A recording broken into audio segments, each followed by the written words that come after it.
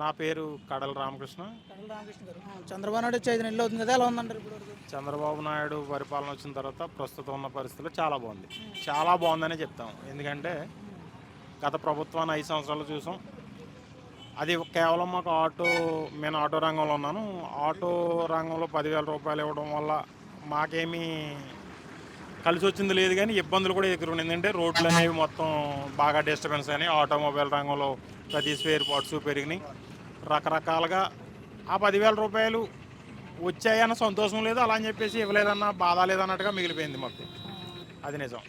ప్రస్తుతం ఉన్న ప్రభుత్వం అయితే మాకు 100% ఇప్పుడు వచ్చిన 5 నెలల్లోనే ప్రజెంట్ రేపు సంక్రాంతి లోపల రోడ్లు నిర్మాణం ఉన్న గోతులు కప్పెట్టమని చెప్పేసి ఒక నివేదిక ఇచ్చారు. దానివల్ల మేము కొంచెం సంతోషపడ్డాం.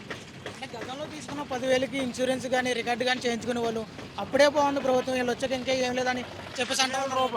10,000 రూపాయలు అనేది మాకు ఇచ్చినంతరాన్ని ఇక్కడ ఏమి జరగలేదు. ఇప్పుడు ఆ 10,000 రూపాయలతో మేము కట్టుకోవాల్సిన ఇవాళ ఒక బండి గోతులో పడి ఒక వీలు ఇరిగిపోవడం వల్ల ఇంకా అంతకంటే ఎక్కువ వచ్చింది, బోల్డ్ బాధలు పడ్డాం. ప్లస్ రీజన్గా కూడా గోతుల వల్ల మెడ కంప్లైంట్, మామూలుగా బోన్స్ విపరీతమైన కంప్లైంట్స్ వచ్చినాయి. అది కొంచెం ఇబ్బందికరంగానే ఉంది. 10,000 రూపాయలు ఇచ్చి మొత్తం మమ్మల్ని గాలికి వదిలేసినట్టుగా కూడా వదిలేశారు. అది మరి ప్రభుత్వం వచ్చాక ఏమైనా మారిందంటారా? కేసుల విషయం కానీ రోడ్ల విషయం కానీ? కేసులు అయితే లేవు, కేసులు ఏమీ లేవు. కేసులు ఆ ప్రభుత్వం ఉండగానూ లేవు, ఈ ప్రభుత్వంలో కూడా కేసులు ఏమి లేవు. ఇప్పుడు రూల్ ప్రకారం మనం రోడ్డు మీద ఎక్కడ పడితే అక్కడ పెడితే చలానా రూపంలో ఏదో ఫోటో తీస్తున్నారు అనేది అది ఆ ప్రభుత్వంలో ఉంది, ఈ ప్రభుత్వం అది ఎప్పుడు రీజన్. అది 100 రూపాయలు 300 రూపాయలు మినిమం ఏదో ఫైన్ ఉంది. అది కామన్గా ఏంటంటే రూల్స్ అతిక్రమించి మనం రోడ్డు పక్కన ఎక్కడ పడితే అక్కడ పెట్టడం వల్ల వేసే ఫైనే తప్ప ఎప్పుడు కూడా రోడ్డుని ఆపేసేసి ఆర్టీఓగా బ్రేక్ ఇన్స్పెక్టర్ గారు కానీ ఇంకోటి కానీ ఎప్పుడు రోడ్ల మీద ఆ ప్రభుత్వం ఉండగాని ఈ ప్రభుత్వం ఉండగాని మీకు ఇది లేదా అది లేదని ఎప్పుడు చెక్ చేయడం, లేదా ఎంతమందిని పరిమితంగా మీరు ఎక్కించుకోవాలి, ఎంతమందిని ఎక్కించుకోవాలి అని ఏనాడో చెప్పలేదు. మీ బ్రతుకు మాకు అర్థమవుతుంది, మీరు అలా తిరగాల తప్పదు అన్నట్టుగానే వదిలేశారు. ఆ సౌకర్యం అయితే ఉంది. వాళ్ళ డిపార్ట్మెంట్ పరంగా మాకు ఇబ్బందులు ఏం లేవు. అంటే ఈ ప్రభుత్వం వచ్చాక రోడ్ల మీద దృష్టి పెడతాను, రోడ్లే ఇస్తున్నారు కదా, అంతవరకు పెట్టారు కూడా. ఎందుకంటే మేము చూస్తున్నది ఇప్పుడు సపోజ్ మేము తిరిగినటువంటి ఒక 20 కిలోమీటర్ల డిస్టెన్స్ ఒక 5-6 గ్రామాలను కలుపుకొని చూస్తుంటే ఇప్పుడు మేము వెళ్ళే గ్రామాల్లో ప్రజెంట్ ప్యాచ్ వర్క్లు చేస్తున్నారు, గోతులు పూడ్చారు, మాకు కొంచెం ఇబ్బంది లేకుండా వెళ్తున్నాం అనే ఫీలింగ్ కలిగింది ఇప్పుడు ప్రస్తుతం. అది ఓకే. అంటే గత ప్రభుత్వం చూశారు కదా మీరు, గత ప్రభుత్వంలో పథకాలు కానీ పరిపాలన విధానం ఏ విధంగా ఉండేది అంటారు? గత ప్రభుత్వం ఓన్లీ డబ్బులు ఇవ్వటమే నేర్చుకున్నారు, ఇంకంతకంటే ఇంకా కనవన్నీ శూన్యం. ఇప్పుడు సంక్షేమాన్ని పక్కన పెట్టారు. సంక్షేమం ఇప్పుడు ఏంటంటే అభివృద్ధి అంటే సంక్షేమమే కాదు, ఈ అభివృద్ధి కూడా చేయాలి. అలాంటిది మొత్తం ఓన్లీ సంక్షేమం అంటే ఓన్లీ డబ్బులు ఇవ్వడమే నేర్చుకున్నారు. అంటే గృహిణులకి డబ్బులు ఇచ్చారు, 40 సంవత్సరాలు డబ్బులు ఇచ్చారు, పెన్షన్స్ ఇచ్చారు, ఇవన్నీ ఇచ్చారు. అది ఓకే. ఇప్పుడు ఈ ప్రభుత్వం కూడా ఇస్తుంది, ఇంకా బెటర్గా ఇస్తుంది.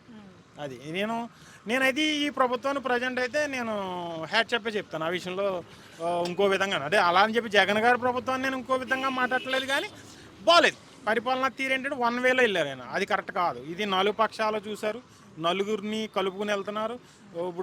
ఇప్పుడు మధ్యతరగతి వాడు, గొప్పవాడు, పేదవాడు ఈ మూడేట్లకి సమంగా ఎలా ఉంది ఇవన్నీ ఉంది. మొన్నకు ఇప్పుడు ఈ లోపల మనకు అలా ఉన్నటువంటి సూపర్ 6 పథకంతో తెలుగుదేశం ప్రభుత్వం వచ్చినప్పుడు దాంట్లో ఫస్ట్ కూడా పెన్షన్ ఇచ్చారు. పెన్షన్తో పాటు ఎప్పుడైతే అనౌన్స్ చేశారో అప్పుడు ఇస్తానన్న 4,000 రూపాయలు 3,000 రూపాయలు కలిపి 4,000 7,000 రూపాయలు కలిపి ఇచ్చారు. ఆ తర్వాత ఏమో మొన్న దీపావళి కాడ నుంచి ఏమో గ్యాస్ ఇస్తున్నారు, అక్షరాలు అది గ్యాస్ ఇస్తున్నారు. ఇప్పుడు రేపు మళ్ళీ సంక్రాంతికి ముందు మ్యాక్సిమము ఫ్రీ బస్సు ఇస్తానన్నారు. ఫ్రీ బస్సు వల్ల మేము కొంచెం నష్టపోతామేమో, అది కొంచెం ప్రభుత్వ దృష్టికి మీలాంటి వాళ్ళ వల్ల ప్రభుత్వం దృష్టికి తీసుకెళ్తే బాగుంటుంది. ఇవన్నీ ఫ్రీ బస్ అనేది వృద్ధులకో లేదా కాలేజ్ స్టూడెంట్లకో లేదా గర్భిణీ స్త్రీలకో వీళ్ళకి ఒక లిమిటెడ్, అంటే మినిమం ఒక 50 తర్వాత వయసు దాటిన వాళ్ళకి ఫ్రీ అను, ఆడవాళ్ళకి, గృహిణులు మామూలుగా ముసలి వాళ్ళకి పూర్తిగా ఫ్రీ అని, ప్లస్ ఇంకా కాలేజ్ స్టూడెంట్స్కి వాళ్ళు ఏ కాలేజీ నుంచి ఏ కాలేజీకి వెళ్ళినా కానీ వాళ్ళు వికలాంగులకి వాళ్ళ బెనిఫిట్స్ ఇస్తే బాగుంటుంది. ఫ్రీ బస్ అనేది ఒకవేళ అలా కూడా సాధ్యం కాకపోతే నిర్ణీత టైంలో కొన్ని బస్సులు అనేది ఒక సెపరేట్గా పెట్టి ఇన్నని పెట్టుకుని ఆ బస్సులకు మాత్రమే దానికి ఒక సెపరేట్ ఒక కలర్ వేసుకుని ఆ బస్సులు పెట్టుకుని ఆ బస్సు మాత్రమే ఫ్రీ అనే విధానం పెడితే మా బ్రతుకు మీద గండి పడదు అనే ఒక భావన అయితే నా దగ్గర ఉంది. నేను ఒక సీనియర్ ఆటో డ్రైవర్గా నేను నా నుంచి విన్నపు మ్యాక్సిమం అదొక ప్రభుత్వానికి తెలిసే విధంగా తెలియచెప్తే మీ ద్వారా అయినా సరే, మేము డైరెక్ట్గా ఎలాగ చెప్పలేము, కానీ మీరు ద్వారానే చెప్తే బెటర్గా ఉంటుందని చెప్పేసి నా విన్నపం. ప్రస్తుతం ఉన్న పరిస్థితులు అయితే బాగుంది. అది మించితే గత ప్రభుత్వంతో పోలిస్తే ఈ ప్రభుత్వం వచ్చాక బాగుందంట. బాగుంది. గత ప్రభుత్వంతో పోల్చుకుంటే ఈ ప్రభుత్వం బాగుంది. మెయిన్ ఏంటంటే మాకు రోడ్ సేఫ్టీ అండి. ఫస్ట్ మేము రోడ్డు మీద బాగా తిరగలగాలి అంటే రోడ్డు గోయిలు లేకుండా ఉండాలి. అలాంటిది 5 సంవత్సరాల కాలంలో మేము గోతుల్లోనే తిరిగాం.